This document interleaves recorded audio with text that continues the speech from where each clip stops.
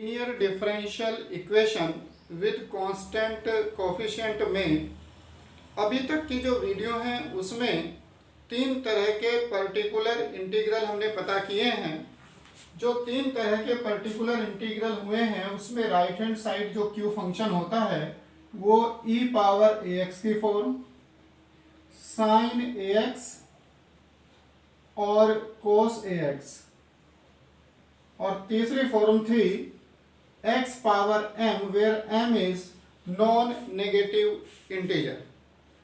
तो अब हम यहाँ पर क्या कर रहे हैं कि इन तीन में से दो का पेयर बनाएं और उसमें जो e power ax into V की फॉर्म बनती है उसका पर्टिकुलर इंटीग्रल पता करते हैं। तो इसमें हम या तो इससे मल्टीप्लाई करेंगे e पावर ax को या इससे मल्टीप्लाई करेंगे e पावर ax को, तो ये e power ax into V की फॉर्म कही जाएगी। e पावर ax को मल्टीप्लाई किया है या तो इसके साथ किया है या x पावर m के साथ किया है। तो जब इस तरह का प्रोडक्ट आपको मिलता है तो उसका पर्टिकुलर इंटीग्रल कैसे पता करते हैं और फिर एक क्वेश्चन में देखते हैं कि इसे कैसे क्वेश्चन में अप्लाई करेंगे। तो जो स्टैंडर्ड इक्वेशन है जो हम लिखते हैं F D Y equal to E power A X into V, जहां पर v कोई फंक्शन है x में, या तो इस फॉर्म में है या फिर इस फॉर्म में है। पर्टिकुलर इंटीग्रल इस डिफरेंशियल इक्वेशन के लिए हम लिखते हैं e power A X V upon F D. तो हमें ये सोल्व करना है e raise to the power A X into V upon F D, जहां पर F D function in D है। हम ये ऑब्जर्व करते हैं कि जब function e power A X into V को ऑपरेट करते हैं d पर, d जो कि डेरिवेटिव d अपॉन dx को रिप्रेजेंट करता है और ये इस फंक्शन का डिफरेंशिएशन करेगा विद रेस्पेक्ट टू x। तो हम यहाँ पर प्रोडक्ट रूल यूज करते हैं। Product rule, first function e power A x, derivative of second dv plus second function v, derivative of first a e power ax। यहां पर e power ax इन दोनों में कॉमन आता है, जो बाकी पार्ट है वो है dv प्लस av। यहां पर a कांस्टेंट वैल्यू है, v फंक्शन है x में, तो ये जो v फंक्शन है x में इसे हम dv तो लिख सकते हैं, लेकिन d यहां पर नहीं लिखा जा सकता क्योंकि ये डिफरेंशियल ऑपरेटर है, ये v को डिफरेंशिएट कर रहा है। This is equal to e raise to the power ax d plus a v। अब जो ये यहां पर first derivative e raise to the power ax into v आया है, इससे हमें पता चल रहा है कि जो यहां d था वो d प्लस a और v हो गया है। अब हम इसमें एक बार और ऑपरेटर को यूज करते हैं function e power ax v के लिए। तो ये हो गया d, और जो फर्स्ट हमारे पास ये डिफरेंशिएशन आया है e power ax d plus a v। अब हमारे लिए ये फर्स्ट फंक्शन है और ये सेकंड है।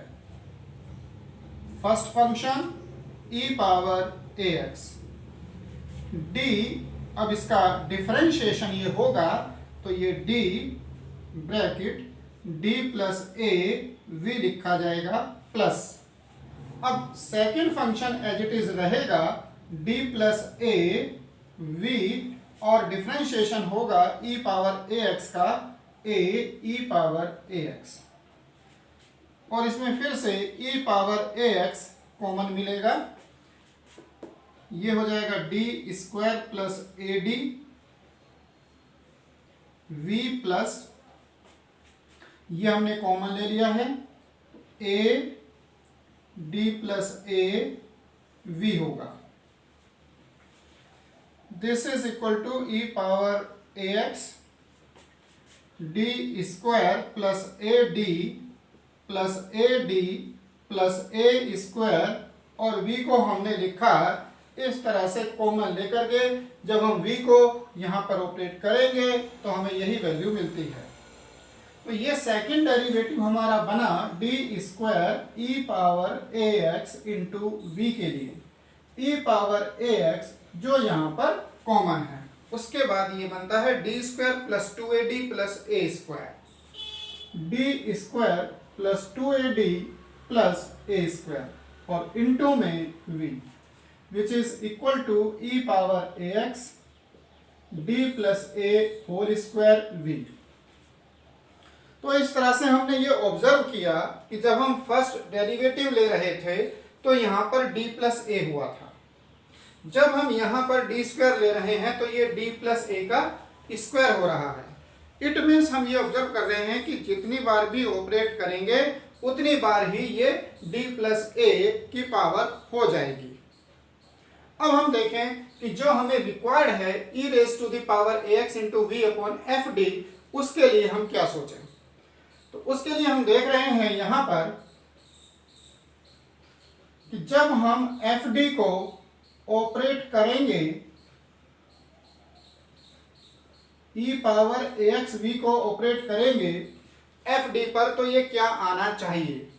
तो ये रिजल्ट हमें कुछ इस तरह से मिलता है कि एक तो e raise to the power ax आ जाएगा और जहां पर d है वो d प्लस ए हो जाएगा, और जो d है वो d प्लस ए हो जाएगा और फंक्शन आ जाएगा v। तो इस तरह से ये हमें वैल्यू मिलती है कब, जब फंक्शन इन d आप लेते हैं, क्योंकि हमने पता कर लिया है कि जो d है वो जस्ट d प्लस ए से रिप्लेस हो जाता है।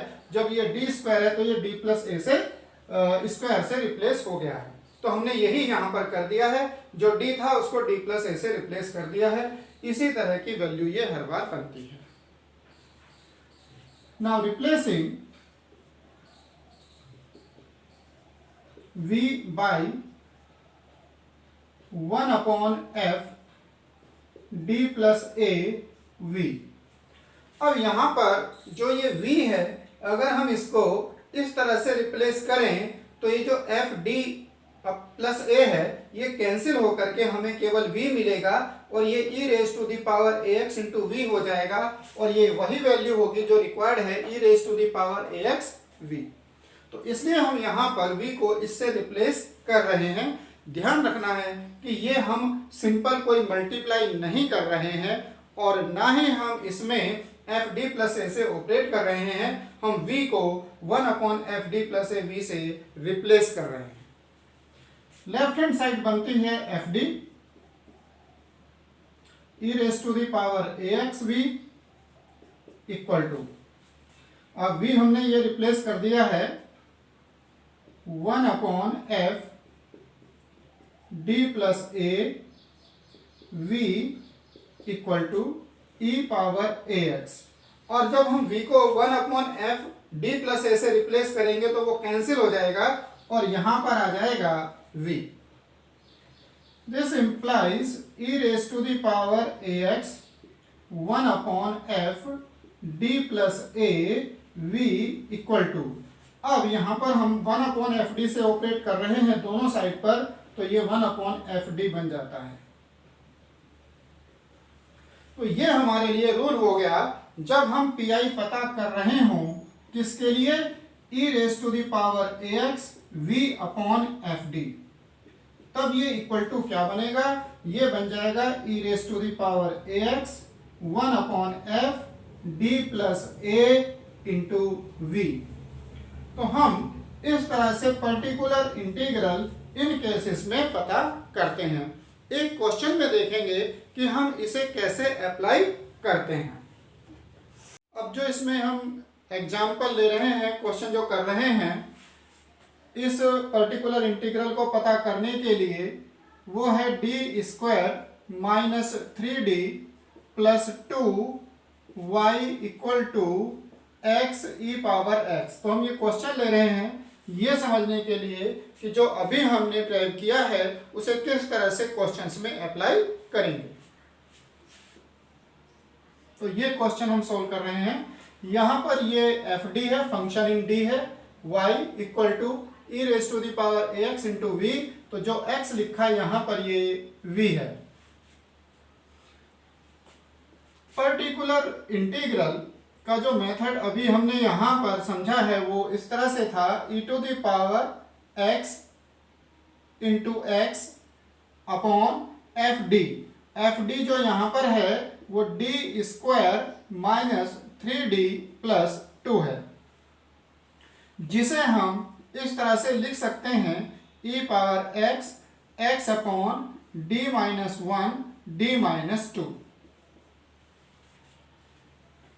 और जैसा कि इससे पहले हमने ये ड्राइव किया, e power ax into V के लिए जब हम पर्टिकुलर इंटीग्रल पता करते हैं तो उसमें e पावर ax को लेफ्ट साइड पर अलग लिख देते हैं और जो d है एफ डी में उसे d प्लस a से रिप्लेस कर देते हैं और फिर उसके बाद v के लिए सॉल्व करते हैं। तो उसे अगर हम यहाँ पर अप्लाई करते हैं अपने मेथड को तो हम e पावर x को लेफ्ट साइड में लिखेंगे और जब हम कंपेयर करते हैं e पावर ax से तो a की वैल्यू यहाँ पर 1 है, तो हम 1 अपॉन और जो d है उसे रिप्लेस करेंगे d प्लस 1 से। तो d प्लस 1 से क्यों रिप्लेस कर रहे हैं? क्योंकि यहाँ पर जो a की वैल्यू आ रही है कंपेयर करने पर वो a की वैल्यू 1 है, तो जो हम d प्लस a करते थे वो यहाँ पर ये d प्लस 1 है और इनटू में v क्या है हमारा यहाँ पर x है। This is equal to e power x 1 upon d minus 1 x। अब इसको हम सॉल्व करते हैं v के फंक्शन के लिए और v हमारा यहां पर x है। तो x पावर m, जबकि m नॉन नेगेटिव इंटीजर है, इसके लिए जो मेथड है हमारा बायनोमियल एक्सपेंशन का है। उसके लिए पहले हम इसमें से माइनस को कॉमन लेकर इसे इस तरह से लिख लेते हैं, e पावर x